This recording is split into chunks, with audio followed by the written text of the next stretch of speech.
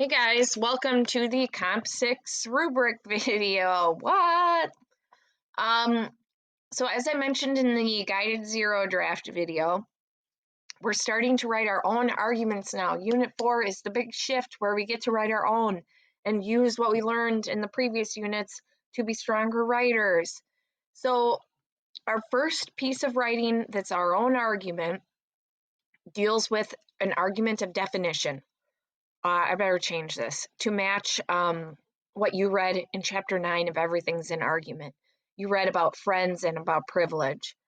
Now in Comp 6, you're going to state your own term that you're going to define as an argument using two outside sources. Hopefully, those are the same sources you used for Comp 5. That would be super handy.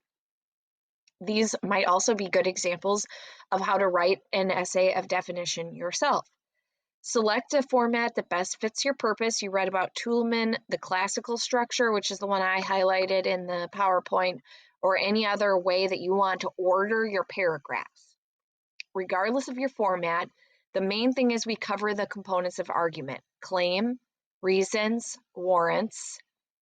That's your enthymeme, the proof of your argument, the substance of your argument. So what you believe, why you believe it, and why your reasons are true.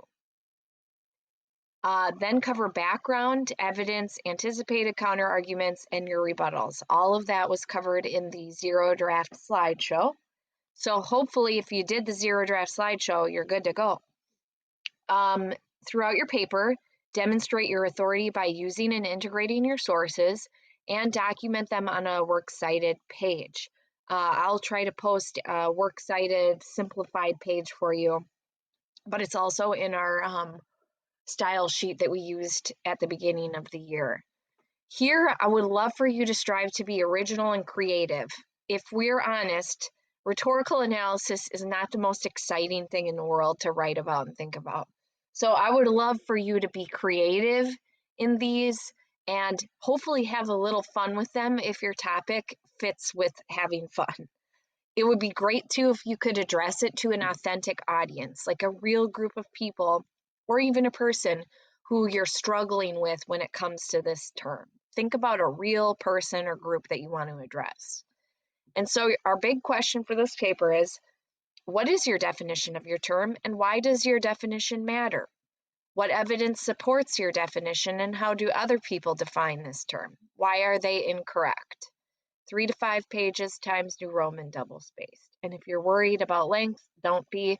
We'll help you out with that. We just care about getting good substance right now. And using the guided zero draft should help you. So to get a 3, I'm going to go through this because this is a new kind of rubric now for us. We're going to do what happens in solid argumentative writing. So the introduction, like you've been doing a great job of, should build to your argument or topic. Rarely do you start with your argument right away. It's usually stated as a thesis at the end of your intro, and it would include your claim, your reasons, and why your reasons are true. Okay? But if you want to venture out and try, using a different format and saving your argument for later, sometimes that's really effective too. So if it's effective, I might be open to you reworking your argument in a different place. The body of your paper typically would contain a background, what led you to understand this topic, 3 reasons of why your definition is true or that prove the accuracy of your definition, evidence that supports the reasons, and here you're going to smoothly integrate your sources like we've been working on with rhetorical analysis, counter arguments from your opponent and defeat them with rebuttals, and finally a conclusion that recaps the argument and your thesis is restated, again with your definition, your reasons why it's true, and the explanation of why your reasons are true. A logical sequence would be good here. Syntax to link sections of your paper so it's cohesive and flows. I've noticed a lot of you said, I want my writing goal to work on transitions, so this might be a good one to work on transitions.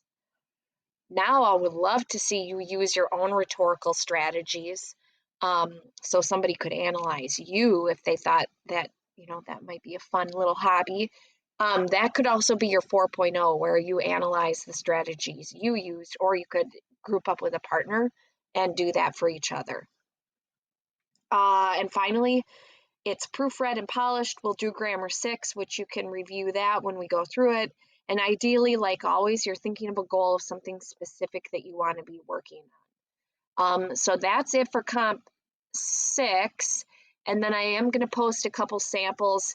They're not perfect, but I liked how the authors handled their topics. I thought they were kind of fun and authentic. So check those out for examples of an argument of definition. Again, not perfect, but I thought they do a nice job of exploring.